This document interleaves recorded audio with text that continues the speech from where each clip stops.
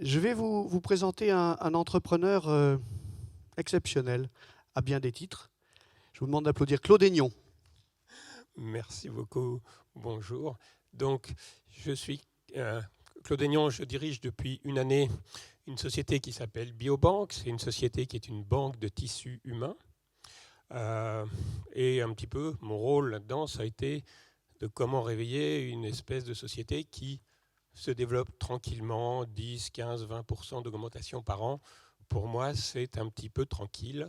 Je cherchais un petit peu qu'est-ce que l'on pouvait faire. Donc je vais vous présenter rapidement qu'est-ce que fait cette société et puis voir un petit peu comment on peut vraiment la réveiller. Est-ce que ça fonctionne ce truc-là? J'ai vu que mon prédécesseur, si, ça fonctionne bien. Des tissus humains, à quoi ça sert? Quel genre de tissu?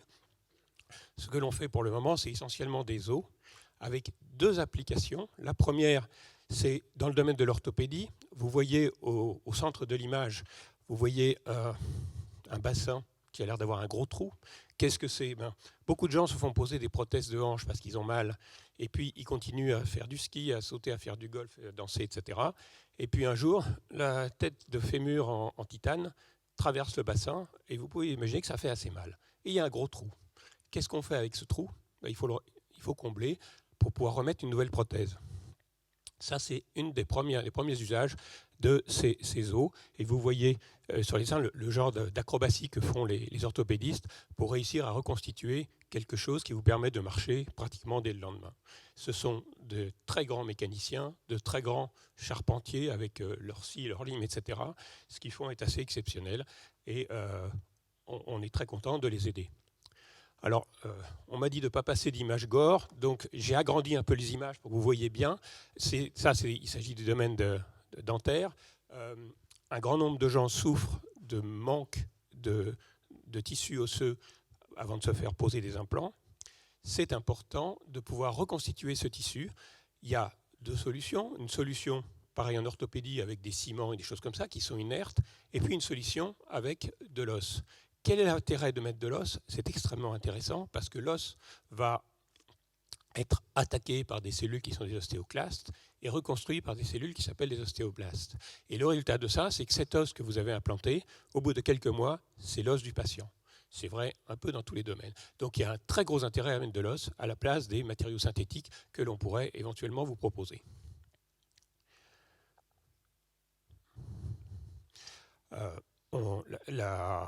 La société s'est développée sur la base d'un réglementaire qui est lourd, d'un certain nombre de sécurités. Évidemment, la chose numéro 1 que l'on nous demande, c'est de respecter toutes les règles de sécurité de manière à ce qu'il n'y ait aucun risque de transmission de quelque maladie que ce soit vers le patient qui se fait implanter.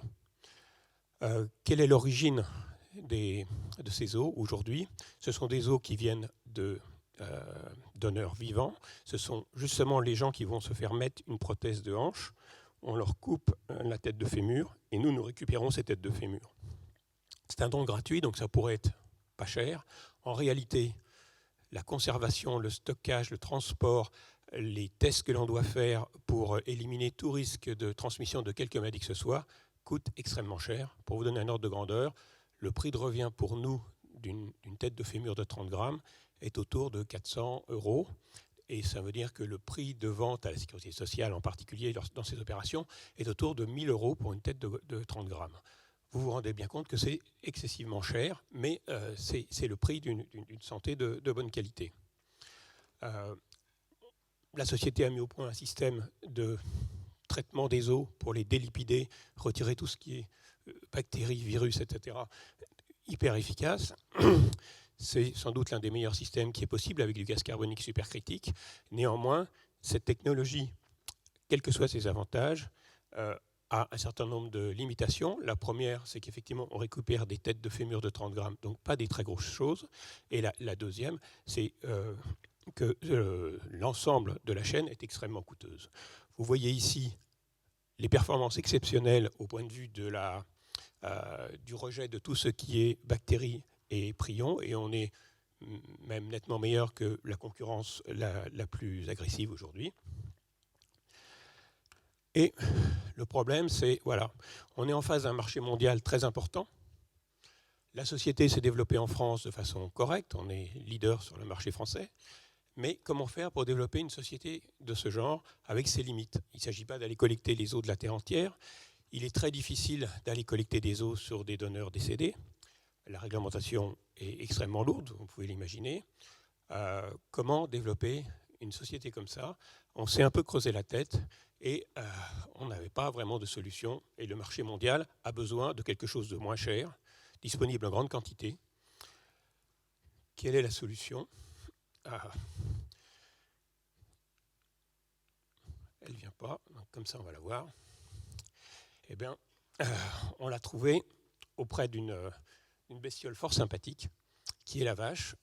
Pourquoi la vache? Première chose, c'est un mammifère dans lequel il y a à peu près 30 kg d'os. Donc vous comparez avec les 30 grammes que l'on récupérait, on a une quantité de matière considérable. La structure de l'os de la vache est très voisine de la structure de l'os de l'homme, à cette différence près qu'elle est un petit peu plus dense et donc donnant des os plus solides, ce dont l'orthopédiste ne va pas se plaindre. Plus c'est solide, plus il est content. Les os sont très volumineux.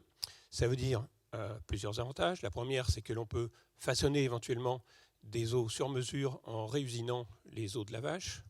La deuxième, et la plus importante probablement pour nous, c'est à la fois la grande quantité et le faible prix. Parce que vous voyez que tous les tests que l'on va faire, quand on fait un test sanguin sur 30 grammes d'os, ça coûte un test pour 30 grammes. Ici, on fait un test sur une vache. Ce test va peut-être coûter 1 000 €, mais le résultat de ce test de 1 000 €, c'est qu'on aura 30 kg de matériel. Donc, pour aller vers de nouveaux marchés, c'est sans doute la seule solution viable. On dit la vache, ça pourrait être effectivement aussi le cochon ou le cheval, mais la vache est plutôt un animal sympathique qui nous plaît bien. En conclusion, on se retrouve avec un réglementaire qui est à régler, et puis la constitution d'une nouvelle entité de production, parce qu'il n'est pas question de mélanger des os de vache et des os humains. Mais à part ces deux petits inconvénients, on a le faible coût, la quantité, on peut atteindre le marché mondial, et on garde les qualités extraordinaires de ce que l'on a développé par le passé avec une très haute sécurité. Je vous remercie.